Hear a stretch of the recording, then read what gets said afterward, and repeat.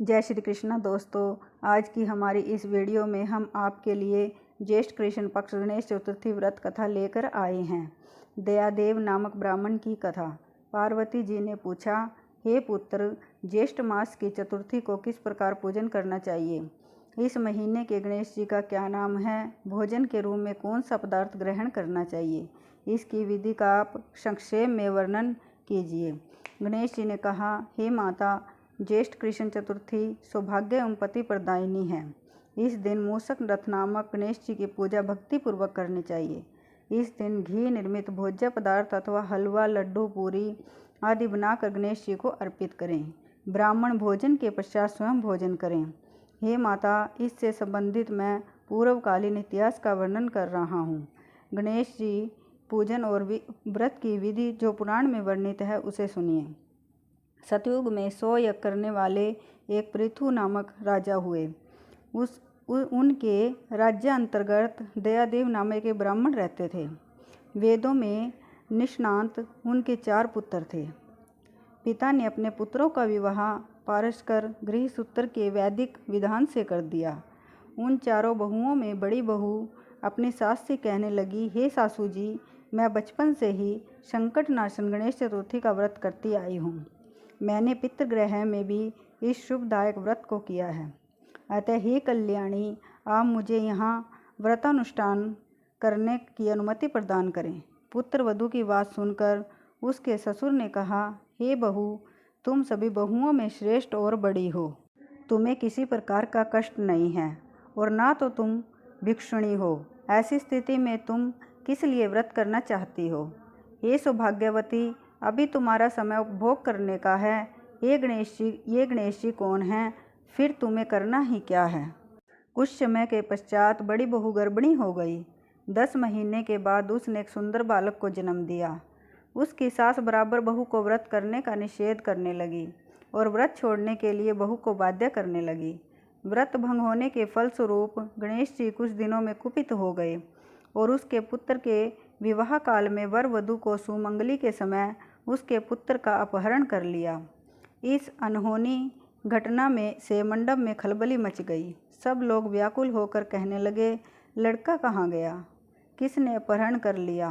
बरातियों द्वारा ऐसा समाचार पाकर उसकी माता अपने ससुर दयादेव से रो रो कर कहने लगी, हे ससुर जी, आपने मेरे गणेश चतुर्थी व्रत को छिड़वा दिया है, जिसके परिणाम स्वरूप ही मेरा पुत्र गायब हो गया है। अपने पुत्र वधू के मुख से ऐसी बात सुनकर ब्राह्मण दयादेव बहुत दुखी हुए।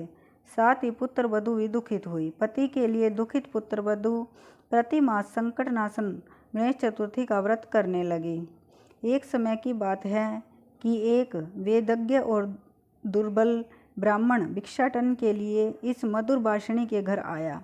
ब्राह्मण ने कहा, हे बेटी, मुझे भिक्षा स्वरूप इतना भोजन दो कि मेरी अक्षुधा शांत हो जाए। उस ब्राह्मण की बात सुनकर उस धर्मपरायण कन्या ने उस ब्राह्मण को वस्त्र आदि दिए।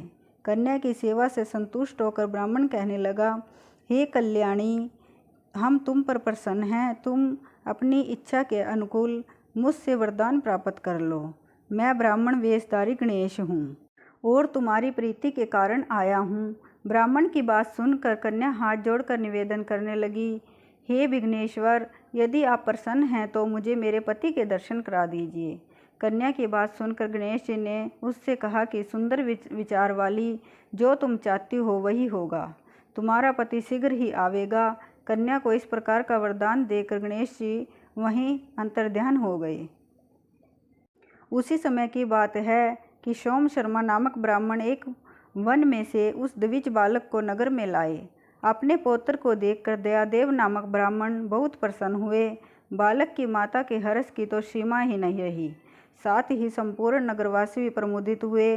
बालक की माता ने पुत्र को छाती से लगा लिया और कहने लगी कि गणेश जी के प्रसाद से ही मैंने खोए हुए पुत्र को प्राप्त किया है।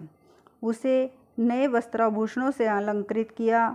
दयादेव तो बारंबार सोम शर्मा को प्रणाम कर कहने लगे, हे द्विजराज, आपकी कृपा से मैंने खोए हुए पुत्र को प्राप्त किया है।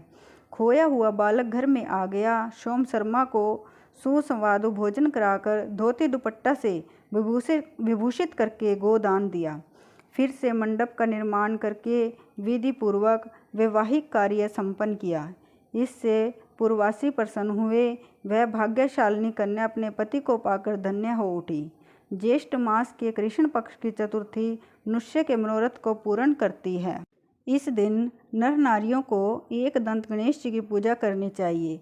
हे देवी, पूर्व कथित रीति से भक्ति पूर्वक जो व्यक्ति इस व्रत एवं पूजन को करेंगे उनकी संपूर्ण इच्छाएं पूरी होंगी। श्री कृष्ण जी कहते हैं, हे राजन युधिष्ठिर, गणेश जी के व्रत का ऐसा ही महात्म्य है। अपने शत्रुओं के विनाशार्थ आप भी इस व्रत को कीजिए। बोल श्री गणेश जी महाराज की जय।